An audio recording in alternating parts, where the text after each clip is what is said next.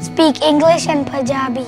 Habla inglés y español. Speak English and Arabic. Waxaan ku hadlaa Somali iyo English. Speak English and Chinese. Awari Inglesnya na Amharic. Speak English and Vietnamese. Говорите по-английски и по-русски. Speak English and Khmer. It's pretty well known in our country that, when you speak another language at home, other than English, people often view that as a deficit.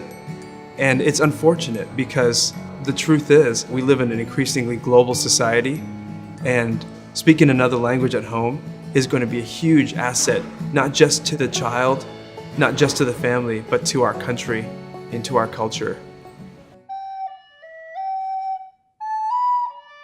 We were talking about hopefully visit Cambodia one day and hoping that Andy could be able to speak fluent Khmer so he'd be able to communicate or talk to our family that live back home.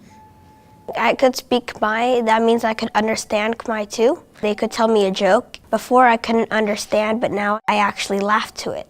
Not like before. As they get older, they realize, wait a minute, speaking 2-3 languages is awesome. And speaking Khmer, it's even better because it's the language already part of our family, of our culture.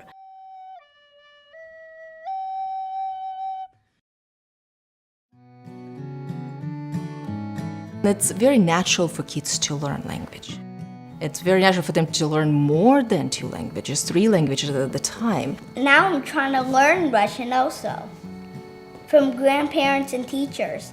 So many people spend hours and hours on sports, which is awesome, but if they spent just a fraction of that focused on language, they would be giving their kid a whole nother tool. It should be fun. It never should be something that we have to make kids do.